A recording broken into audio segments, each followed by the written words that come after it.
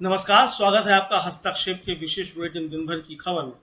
मैं हूं अमलेंदु उपाध्याय और आज दिन भर देश दुनिया में क्या अहम हुआ, किन मुद्दों पर उठे सवाल और कौन सी बातें रही सुर्खियों में, इसका सार आपको देंगे विस्तार से सटीक ढंग से।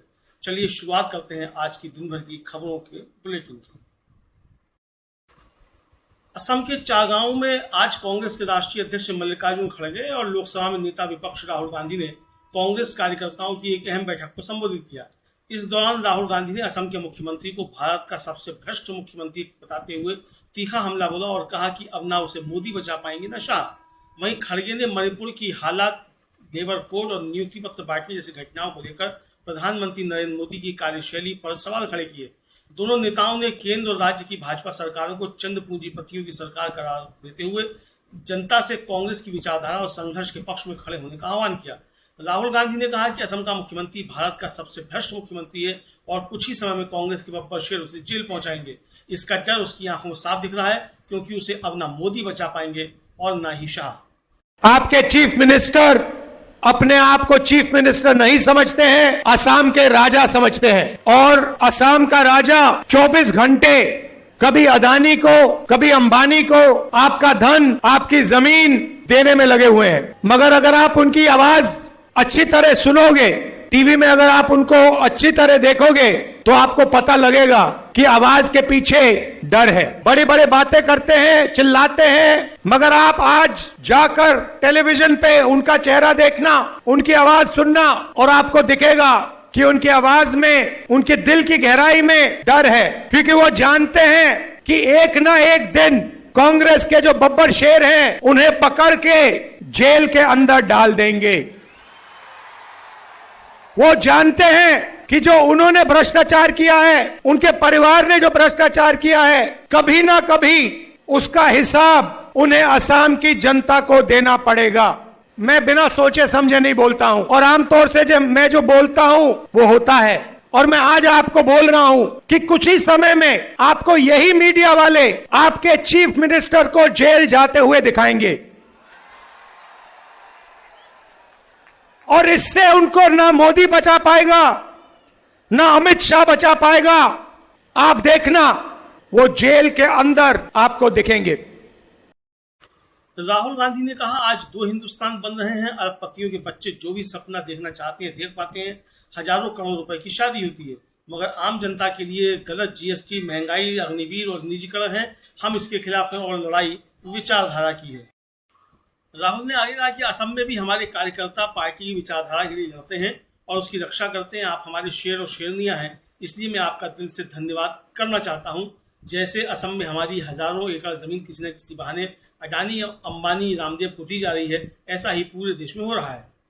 कांग्रेस अध्यक्ष मल्लिकार्जुन खड़गे ने कहा कि मोदी सरकार ने गरीब मजदूरों के लिए बनाया गया लेबर कोड कमजोर कर दिए। ये लोग सबको डराने की कोशिश करते हैं, लेकिन असम के लोग डरने वाले नहीं हैं, वे एकजुट होकर काम करने वाले लोग हैं। उन्होंने आगे कहा कि बीजेपी के लोग डबल इंजन सरकार की बात करते हैं, लेकिन सच ये है कि हमें यहाँ 30 किलोमीटर का सफर करने में 2 घंटे लग गए। यही इनका विकास है। उन्होंने कहा कि बीजेपी के लोग विकास के नाम पर सिर्फ पैसा खा रहे हैं और प्रदेश के लोगों को लूट रहे हैं। ये जनता को बुनियादी सुविधाएं भी नहीं दे पा रहे हैं। भारत अब विश्व के उन शीर्ष देशों में गिना जा रहा है जहां समानता का स्तर सबसे अधिक है। ये मेरे शब्द नहीं है, ये मोदी जी के हैं। क्या कहा? भारत अब विश्व के उन शीर्ष देशों में गिना जा रहा है जहां समानता का स्तर सबसे अधिक है। उनका दोस्त, उनका सीनियर 7 जुलाई को नितिन गडकरी कहता है, धीरे धीरे देश में गरीबों की संख्या बढ़ रही है। ये मेरा नहीं, उनका ही है, आप पढ़े होंगे।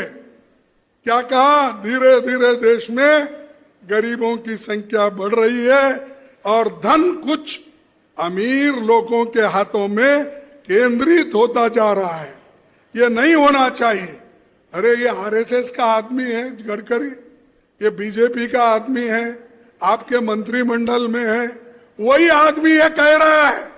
अगर राहुल गांधी जी ये बात कहते हैं तो आप टीका करते हैं। मैं ये बात करता हूं, मुझे भी टीका करते हो। सच बात है। और जैसा कि उन्होंने कहा, जो कुछ उन्होंने कहा सच बात पहले भी बोले कि नोटबंदी करने से नुकसान है, बोले आप नहीं सुने और देश का नुकसान करे। और आज भी तुम्हारे पार्टी के लोग ही बोल रहे गरीब गरीब बनता जा रहा है, अमीर अमीर होते जा रहा है। तो इसीलिए इस देश में मैं आपसे कहूंगा, 1% लोगों के साथ 1% अमीरों के पास 40% देश की संपत्ति है। कितना है? 40%। और 50% संपत्ति 60% लोगों के हाथ में है। इतनी बड़ी खाई है, फिर भी मोदी बोलते हैं मैं विश्व गुरु हूं, समानता लाया हूं, और क्या क्या की बोलते जाते हैं। कोई सुनता नहीं, लेकिन बोलने का वो छोड़ते नहीं।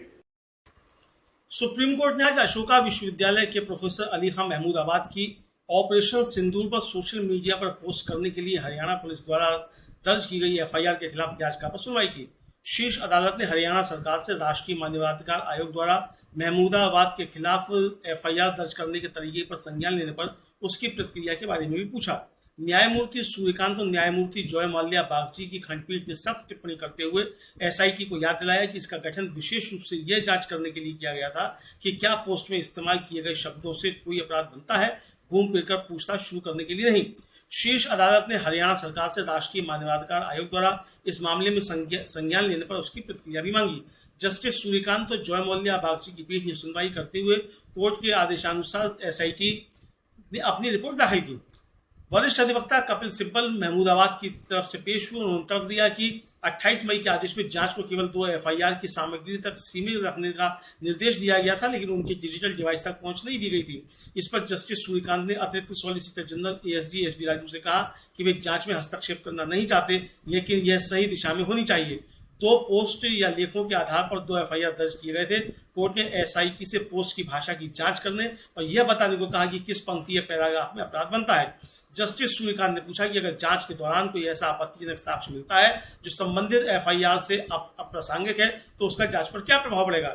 एएसजी ने कहा कि अगर धोखाधड़ी की जांच के दौरान किसी व्यक्ति को हत्या करते हुए पाया जाता है तो एक अलग एफआईआर दर्ज किया जाएगा। एसआईटी ने कहा कि वे सामग्री की जांच कर रहे हैं। जस्टिस सूर्यकांत ने पूछा कि एसआईटी ने डिवाइस क्यों जब्त किए हैं और उन्हें बुलाने की बात कही। एएसजी ने कहा कि एसआईटी उनके नियंत्रण में नहीं है और 2 महीने का समय मांग रही है। जस्टिस सूर्यकांत ने कहा कि समय दूसरा मुद्दा है, वे जानना चाहते हैं कि एसआईटी खुद को गलत दिशा में क्यों ले जा रही है। सिब्बल ने कहा कि यह एक व्यापक जांच नहीं हो सकती। कोर्ट ने एसआईटी से पूछा कि प्रोफेसर अली खां महमूदाबाद की सोशल मीडिया पोस्ट की जांच गलत दिशा में क्यों जा रही है और कहा कि आपको उसकी जरूरत नहीं है, आपको एक शब्दकोश की जरूरत है।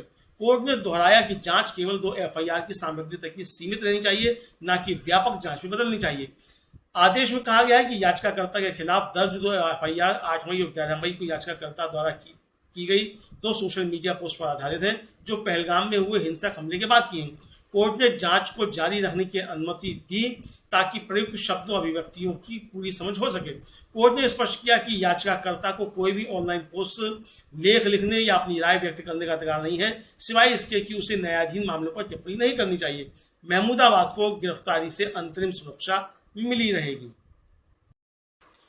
कांग्रेस महासचिव संचार जयराम रमेश ने अमेरिकी राष्ट्रपति डोनाल्ड ट्रंप के हालिया बयानों पर कड़ी प्रतिक्रिया दी है। उन्होंने कहा कि ट्रंप 66 दिनों में 23 बार कह चुके हैं कि भारत और पाकिस्तान के बीच युद्ध विराम उनकी पहल पर हुआ और ऑपरेशन सिंदूर भी उन्होंने रुकवाया। कांग्रेस नेता ने प्रधानमंत्री नरेंद्र मोदी की चुप्पी पर सवाल उठाते हुए मांग की कि देश को बताया जाए कि ट्रंप से क्या बातचीत हुई और उसका भारत पर क्या असर पड़ेगा। साथ ही संसद की कार्यप्रणाली को लेकर भी सरकार को आड़े हाथों लिया। जयराम रमेश ने कहा कि अमेरिकी राष्ट्रपति डोनाल्ड ट्रंप ने 66 दिन में 23 बार दोहराया है कि भारत और पाकिस्तान के बीच युद्ध विराम उन्होंने कराया है और ऑपरेशन सिंदूर को रुकवाया है। डोनाल्ड ट्रंप ने यह भी कहा कि मैंने ट्रेड की बात कहकर ये युद्ध रुकवाया, ये सिर्फ बयान नहीं, ये धमकी भी है।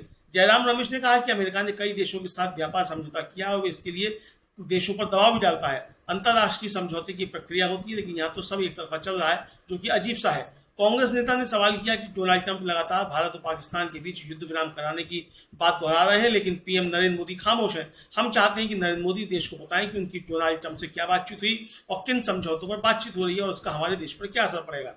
संसद के मानसून सत्र पर विपक्ष की रणनीति पर भी जयराम रमेश ने साफ कहा कि जब सरकार और विपक्ष के बीच आम सहमति होगी तभी संसद ठीक से चलेगी और ये आम सहमति बनाने की जिम्मेदारी सरकार की होती है। ऐसा हर सरकार में होता आया है और हमने कई प्रधानमंत्रियों के कार्यकाल में ये होते देखा है। लेकिन दुर्भाग्य है कि पिछले 11 वर्षों में जिस तरीके से संसद में अचानक बिल पेश किए जाते हैं और फिर बिना किसी चर्चा के तुरंत बिल पास करने के लिए कहा जाता है, यह लोकतंत्र के लिए सही नहीं है। लोकतंत्र में विपक्ष जो मुद्दे उठाता है उनके लिए भी रास्ते निकालने होते हैं। लोकतंत्र में एक तंत्र का तोप नहीं चलाया जाता है।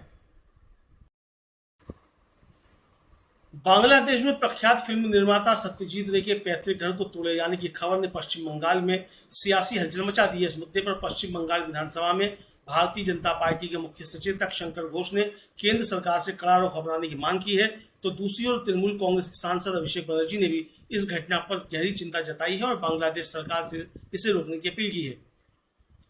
तृणमूल कांग्रेस के राष्ट्रीय महासचिव अभिषेक बनर्जी ने सोशल मीडिया पर एक पोस्ट में अपनी चिंता जाहिर करते हुए कहा कि सत्यजीत रे का पैतृक घर जो ढाका स्थित है और उनके दादा उपेंद्र किशोर रे चौधरी का था, बांग्लादेशी अधिकारियों द्वारा तोड़ा जा रहा है। यह घर 100 साल पुराना है और बंगाली साहित्य व संस्कृति में एक महत्वपूर्ण स्थान रखता है। बनर्जी ने इसे हमारी सियासत पर हमला करार देते हुए कहा कि यह पूरी बंगाली बिरादरी की आत्मा पर चोट है। उन्होंने सत्यजीत रे परिवार के वैश्विक कला में अनुपम योगदान को याद किया और इस ऐतिहासिक स्थल को बचाने की अपील की। अभिषेक बनर्जी ने बांग्लादेश सरकार से इस फैसले पर पुनर्विचार करने और इसे सांस्कृतिक स्थल को संरक्षित करने की मांग की।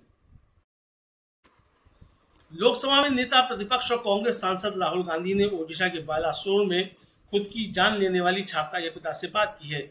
यौन उत्पीड़न से परेशान छात्रा ने 12 जुलाई को कॉलेज के सामने खुद को आग लगाई थी। 3 दिन बाद पीड़ित छात्रा की एम्स भुवनेश्वर में इलाज के दौरान जान चली गई। बुधवार को राहुल गांधी ने परिवार के प्रति संवेदना व्यक्त करते हुए कहा कि हम हर हाल में यह सुनिश्चित करेंगे कि पीड़ित परिवार को पूरा न्याय मिले। राहुल गांधी ने सोशल मीडिया प्लेटफॉर्म एक्स पर एक पोस्ट में लिखा, ओडिशा के बालासोर में इंसाफ की लड़ाई में जान गंवाने वाली बहादुर बेटी के पिता से बात की। उनकी आवाज में बेटी का दर्द, सपना और संघर्ष महसूस किया। उन्हें भरोसा दिलाया कि कांग्रेस पार्टी और मैं हर कदम पर उनके साथ हैं। जो हुआ वह अमानवीय और शर्मनाक ही नहीं, पूरे समाज का जख्म है। हम हर हाल में यह सुनिश्चित करेंगे कि पीड़ित परिवार को पूरा न्याय मिले। इससे पहले राहुल गांधी ने एक पोस्ट में लिखा कि ओडिशा में इंसाफ के लिए लड़ती एक बेटी की मौत सीधे सीधे भाजपा के सिस्टम द्वारा की गई हत्या है। उस बहादुर छात्रा ने यौन शोषण के खिलाफ आवाज उठाई, लेकिन न्याय देने के बजाय उसे धमकाया गया, प्रताड़ित किया गया और बार बार अपमानित किया गया। जिन्हें उसकी रक्षा करनी चाहिए थी वही उसे तोड़ते रहे। राहुल गांधी ने आगे लिखा कि हर बार की तरह भाजपा का सिस्टम आरोपियों को बचाता रहा और एक मासूम बेटी को खुद को आग लगाने पर मजबूर कर दिया। ये सिस्टम द्वारा संगठित हत्या है। प्रधानमंत्री जी, ओडिशा हो या मणिपुर, देश की बेटियां जल रही हैं, टूट रही हैं और दम तोड़ रही हैं। आप खामोश बने बैठे हैं। देश को आपकी चुप्पी नहीं, जवाब चाहिए। भारत की बेटियों को सुरक्षा और इंसाफ चाहिए। बालासोर की घटना के बाद कांग्रेस से ओडिशा में सड़क पर उतरी है। ओडिशा प्रदेश कांग्रेस कमेटी के अध्यक्ष भक्तिनाथ दास के नेतृत्व में बालासोर में कल एक कैंडल मार्च निकाला गया और कल 17 जुलाई को कांग्रेस और अन्य विपक्षी दलों ने घटना के विरोध में ओडिशा बंद का आह्वान किया है। इजरायली सेना ने दावा किया है कि उसने दमिश्क स्थित सीरियाई सेना के मुख्यालय के प्रवेश द्वार पर बमबारी की है। सीरिया की राजधानी में विस्फोट की आवाज सुनाई देने के तुरंत बाद इजरायली सेना का बयान आया है। इजरायली सेना ने अलग से कहा कि वे सीरिया के दक्षिण में ड्रूज बहुल शहर सुवेदा पर हमला कर रही है और कहा कि वह विभिन्न परिस्थितियों के लिए तैयार है। इससे पहले सीरियाई सरकारी समाचार एजेंसी ने कहा था कि इजरायली ड्रोन ने शहर को निशाना बनाया था, जिससे नागरिक हताहत हुए थे। मंगलवार को हुए युद्ध विराम समझौते के बावजूद सुवेदा में सशस्त्र समूहों सरकारी बलों के बीच आज फिर से हुई लड़ाई के बाद ये हमले हुए। स्थिति बिगड़ रही है क्योंकि इजरायली हमले अब दमिश्क के मध्य तक पहुंच गए हैं। इजरायली सेना ने सीरिया में और ठिकानों पर हमला किया। इजरायली सेना का कहना है कि वह दक्षिणी सीरिया पर बमबारी जारी रखे हुए है। इजरायली सेना का कहना है कि उसने सुवेदा की ओर बढ़ रहे टैंकों, रॉकेट लॉन्चरों, हथियारों और भारी मशीन गनों से लैस पिकअप ट्रकों को निशाना बनाया है। आज यह दूसरी बार है जब इजरायली सेना ने कहा है कि उसने दक्षिणी सीरिया पर हमला किया है, जहां युद्ध विराम टूटने के बाद रूस सशस्त्र समूहों और सरकारी बलों के बीच फिर से झड़पें शुरू हो गई हैं। तो ये थी आज की सबसे महत्वपूर्ण खबरें हस्तक्षेप की नजर से। हमारी कोशिश रहती है कि आपको मिले खबरें बिना किसी शोरगुल के, साफ, सच्ची और समाज की चिंता के साथ। अगर आपको बुलेटिन पसंद आया हो तो इसे लाइक करें, शेयर करें और चैनल को सब्सक्राइब करना ना भूलें। कल फिर हाजिर होंगे दिन भर की ताज़ा खबरों के साथ। तब तक के लिए मुझे यानी अमलेंदु उपाध्याय को दीजिए इजाज़त। नमस्कार।